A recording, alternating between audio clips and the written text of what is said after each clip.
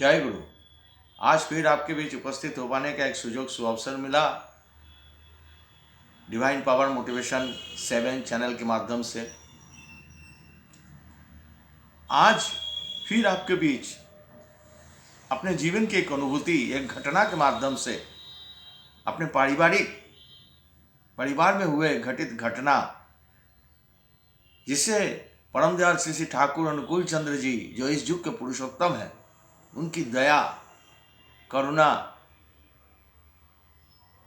हम लोगों को आभास होता है और इसीलिए हमेशा अपने जीवन को सुंदर बना के रखने का एक सुअवसर मिलता है। एक अपने परिवार की ऐसे तो बहुत अनुभूति, बहुत घटना, बहुत दया संपूर्ण जीवन काल में संपूर्ण मनुष्य के ऊपर उनका है।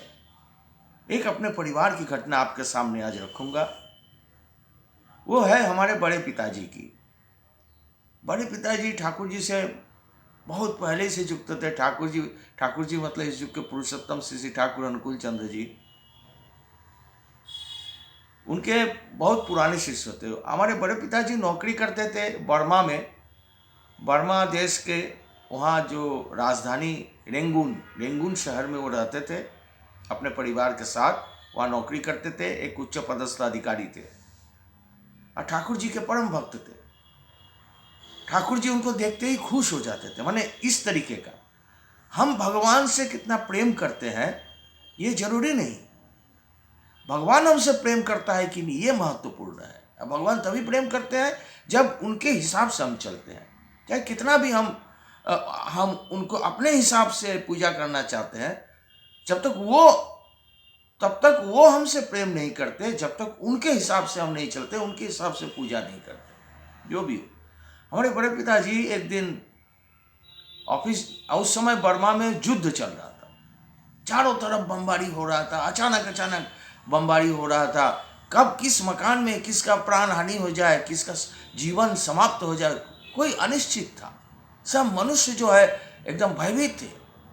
एक दिन हमारे बड़े पिताजी ऑफिस जाने के लिए, या ऑफिस में कुछ जरूरी काम था जाने के लिए, खाना खाने बैठे। खाना खाने बैठने पर जो हमारे बड़े पिताजी की मिसेस, हम लोग जेठीमा कहते हैं, वो खाना परोस रहे थे तो अचानक ठाकुर जी का आवाज़ सुनाई दिया। ठाकुर जी कहते हैं कि हमारे बड़े पिताजी का नाम चंद्रनाथ वैद्य, तो बोलते थे जय चंद्रनाथ उठे पड़।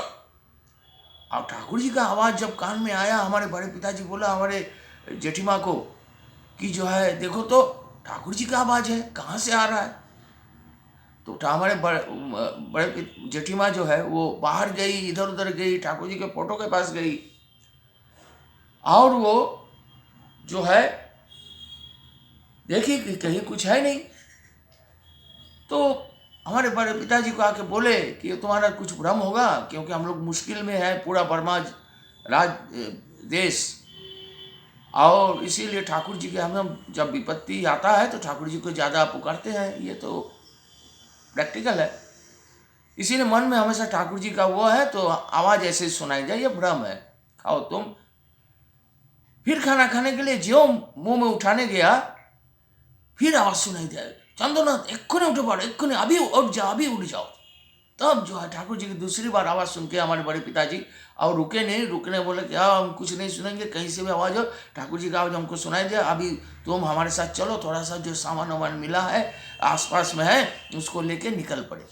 घर से निकल गए, 1 किलोमीटर भी नहीं गए, या आधा किलोमीटर भी नहीं गए, उस मकान में बम गिरा, युद्ध का बम। हमारे ऐसे ही है प्रिय परम, जो मनुष्य उनसे प्यार करता है, हम कितना प्यार करते हैं हमको नहीं मालूम, मगर वो हमको प्यार करते हैं कि नहीं ये जब तक हम नहीं जानेंगे, वो तभी हमको प्रेम करेंगे, तभी हमको आशीर्वाद करेंगे, तभी हमारा प्रेम सक्सेस होगा। जब वो हमको प्रेम करने लगेंगे, वो तभी प्रेम करने लगेंगे जब उनकी बातों को हम सुनेंगे, उनकी पथ को अनुसरण करेंगे और उन्हें बताए हुए रास्ते पर, मार्ग पर चलेंगे।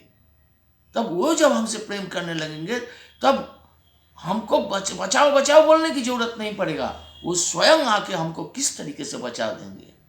यही हम लोगों ने पुरुषोत्तम से सीखा, जाना जीवंत आदर्श से जाना, इसीलिए सही पथ पर हम लोग चलते हैं, उनके बताए हुए रास्ते पर चलते हैं, जीवंत आदर्श के हमेशा उनकी गाइडलाइंस को पाते हैं। इसीलिए जीवंत आदर्श पुरुषोत्तम से युक्त होना एकमात्र जीवन की समाधान है।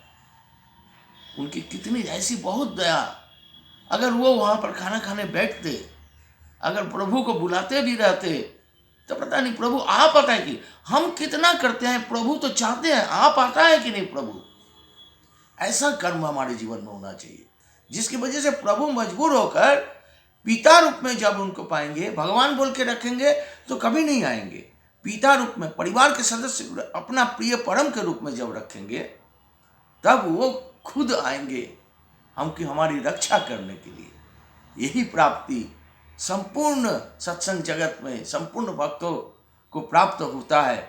आज हमारे जीवन में भी ऐसी प्राप्ति, आज उनका संपूर्ण जीवन कितना सुंदर, उनकी दया से मैं परम दयाल से प्रार्थना करता हूँ सबके जीवन में उनका आगमन हो, सब उनके सानिध्य में जाके अपने जीवन को सुंदरता में परिणत करे। परम दयाल श्री ठाकुर जी की दया, वही भगवान शिव जी शिवरात्रि की आज हम लोग पूजा, वही भगवान शिव की दया प्रभु के माध्यम से, पुरुषोत्तम के माध्यम से हम लोगों को प्राप्त होता है। इसीलिए आज इस विशिष्ट दिन में परम दयाल श्री ठाकुर जी के चरणों में सबकी मंगल कामना करता हूँ। सब उनसे युक्त होकर उनके बताए हुए पथ, उस सत्य का अनुसरण करके अपने जीवन को सुंदर बनाए, उनको अपना बनाकर अपने जीवन में हमेशा प्राप्ति संभव हो सके, यही प्रार्थना परम दयाल श्री ठाकुर जी के चरणों में करता हूँ।